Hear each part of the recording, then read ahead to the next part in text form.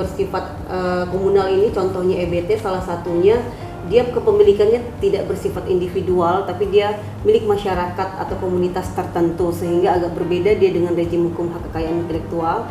Cuma di Indonesia karena masih masuk dalam rejim hukum hak kekayaan intelektual, terutama hak cipta, akhirnya perlindungannya pun agak rancu dia, apakah dia bersifat individual atau bersifat komunal dia.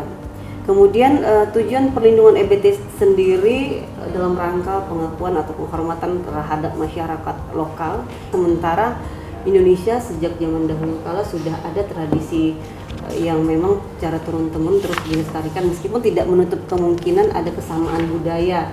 Jadi dapat dua artikel ibu dan artikel mahasiswanya, karena kalau mahasiswanya dibimbing secara benar pasti artikelnya bagus kan begitu.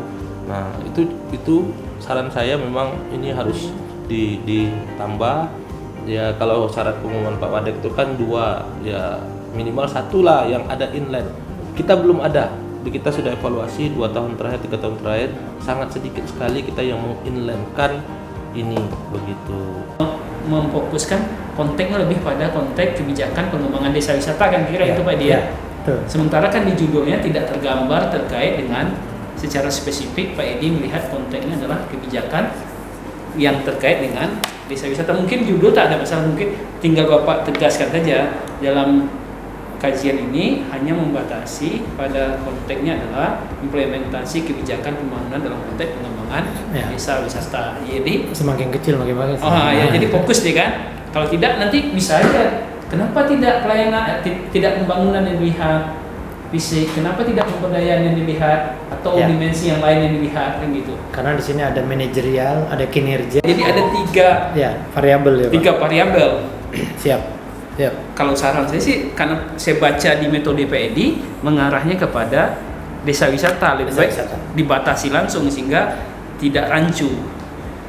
Ini wawancara ya? Iya, wawancara. Siapa yang mau diwawancara? Masyarakat yang pastinya di lokasi penelitian daerah Dompa, dan tentunya kita mungkin nanti akan bagi ring yang paling terdekat dengan areal tambang, kemudian nanti ring yang agak hitungan berapa kilometer ya, nanti jauh lah dari ring. Tapi udah punya target ya kira-kira berapa gitu? Sudah. Ya dengan menggunakan teknik apa itu?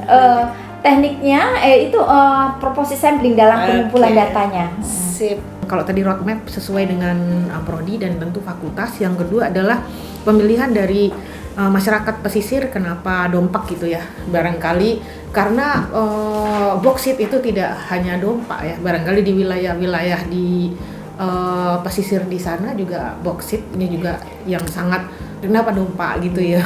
Barangkali nantinya gitu untuk menuntun ke depannya.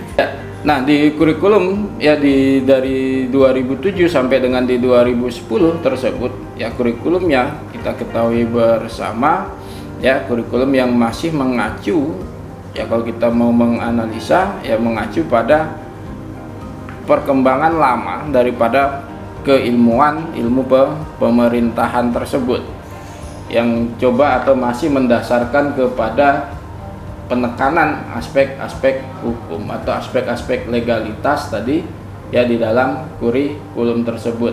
Kita kenal ada yang namanya blok dan non blok ya, atau dengan nama lain di situ untuk konversi, atau yang model satunya lagi yaitu adalah dengan tadi mengkonversikan mata kuliah terhadap seluruh aktivitas yang telah dilakukan.